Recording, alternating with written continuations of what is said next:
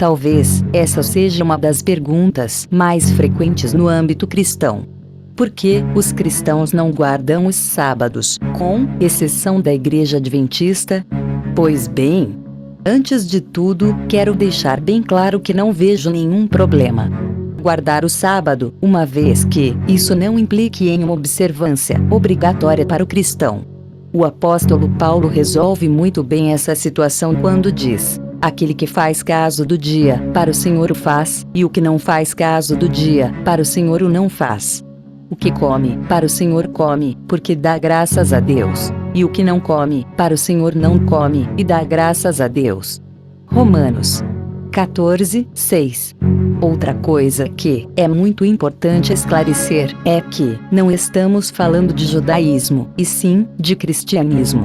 A história é um veículo imprescindível para o esclarecimento de muitas coisas para o tempo presente. Do porquê ser assim, e qual é a razão e o motivo de se praticar assim. Temos na história do cristianismo primitivo e do período patrístico, ou seja, ainda nos primeiros séculos, uma prática incontestável dos cristãos com relação ao domingo, que quer dizer, dia do Senhor. Cultuar e celebrar no domingo, ainda no período apostólico, era uma prática comum, quando os mesmos se reuniam no primeiro dia da semana para celebrar ao Senhor. No primeiro dia da semana, nos reunimos para partir o pão, e Paulo falou ao povo. Pretendendo partir no dia seguinte, continuou falando até a meia-noite. Atos 27. No primeiro dia da semana, cada um de vocês separa uma quantia, de acordo com a sua renda, reservando-a para que não seja preciso fazer coletas quando eu chegar. 1 Coríntios 16, 2. E, também, por se tratar do dia da ressurreição de Jesus Cristo. E no primeiro dia da semana, muito de madrugada, foram elas ao sepulcro, levando as especiarias que tinham preparado, e algumas outras com elas. E acharam a pedra revolvida do sepulcro. E, entrando, não acharam o corpo do Senhor Jesus. E aconteceu que, estando elas muito perplexas a esse respeito, eis que pararam junto delas 2 homens, com vestes resplandecentes. E, estando elas muito atemorizadas, e abaixando o rosto para o chão, eles lhes disseram: por que buscais o vivente entre os mortos? Não está aqui, mas ressuscitou. Lembrai-vos como vos falou, estando ainda na Galiléia, dizendo: convém que o Filho do Homem seja entregue nas mãos de homens, pecadores, e seja crucificado, e ao terceiro dia ressuscite.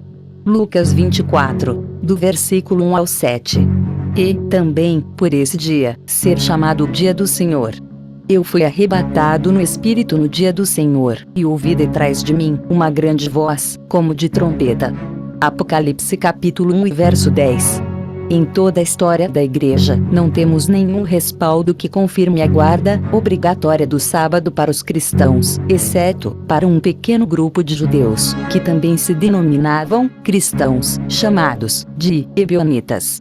Eles guardavam os sábados, mas também celebravam aos domingos, em memória da ressurreição de Jesus Cristo, conforme Eusébio de Cesareia, em Histórias Eclesiástica 3:27. Sabemos que o cristianismo atual é um resultado de muitos processos que ocorreram no passado. Por isso, é muito importante ressaltar a grande importância dos pais da Igreja, que foram imprescindíveis na construção da Igreja cristã ao decorrer dos séculos. Falando nos pais da Igreja, agora vamos ver o que o bispo Inácio de Antioquia pensava sobre a guarda do sábado, ainda nos primeiros séculos. Lembrando que Inácio era nada mais e nada menos do que o discípulo do apóstolo João, era também conhecido do apóstolo Paulo e sucessor do apóstolo Pedro em Antioquia. Só isso. Então, só por isso, esse patrístico tem total propriedade e autoridade quando o assunto é cristianismo e doutrina apostólica. Então, agora vamos ver o que Inácio de Antioquia diz sobre a guarda do sábado, em sua carta aos Magnésios que foi escrita em Esmirna, onde Policarpo era bispo, aproximadamente em 107 d.C. Não vos deixeis enganar por doutrinas heterodoxas, nem por velhas fábulas que são inúteis. Com efeito, se ainda vivemos segundo a lei, admitimos que não recebemos a graça. Aqueles que viviam na antiga ordem de coisas chegaram à nova esperança, e não observam mais o sábado. Mas o dia do Senhor, em que a nossa vida se levantou por meio dele, e da sua morte. É absurdo falar de Jesus Cristo e ao mesmo tempo judaizar. Não foi o cristianismo que acreditou no judaísmo, e sim o judaísmo no cristianismo. Pois nele se reuniu toda a língua que acredita em Deus. Meus caríssimos, não vos escrevo isso por ter sabido que alguns dentre vós se comportam desse modo. Carta de Inácio de Antioquia, aos Magnésios, 8 ao 11. Quando lemos esta carta de Inácio de Antioquia, aos Magnésios, vemos que ele tem uma convicção sobre a não guarda do sábado. Por ele mesmo entender que isso é uma prática judaizante, e não cristã.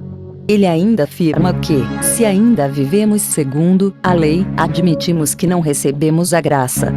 Devo lembrar que não era somente Inácio que afirmara tal sentença, mas também todos esses considerados pais da Igreja como Eusébio de Cesareia, Justino Mártir, e muitos outros, tinham a mesma conclusão com relação a esse assunto. Tudo isso que acabamos de ver, além de nos esclarecer do porquê dos cristãos não guardarem os sábados, também esclarece uma outra questão que muitos entendem de forma errada. A questão é: quem mudou o descanso, culto e celebração do sábado para o domingo? Vamos lá então. O imperador Constantino não foi o responsável para alterar a guarda do sábado para o domingo, como alguns afirmam. Pois temos recursos mais do que o suficiente para afirmarmos que a prática dos cristãos de celebrar aos domingos são bem anteriores ao governo do imperador Constantino, que se iniciara em 312 depois de Cristo.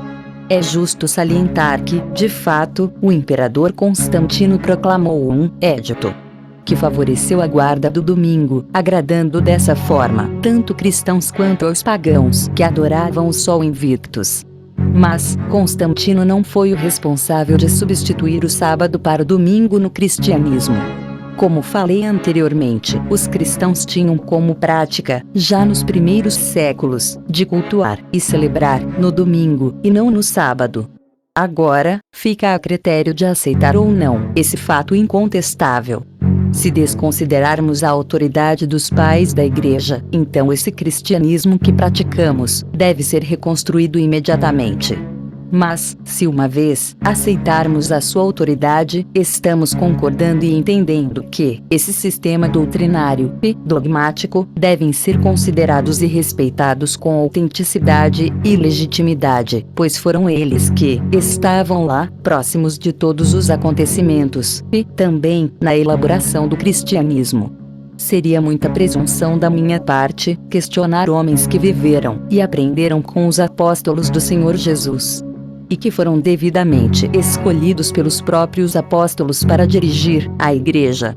Me desculpem, filósofos e teólogos adventistas, e você também, Ellen White, vocês não estavam lá, por isso não têm autonomia para dizer que os pais da Igreja estavam errados por não guardarem os sábados. Eles simplesmente faziam aquilo que era e sempre foi próprio do cristianismo em toda a história, que é de celebrar e cultuar no dia do Senhor, ou seja, no domingo.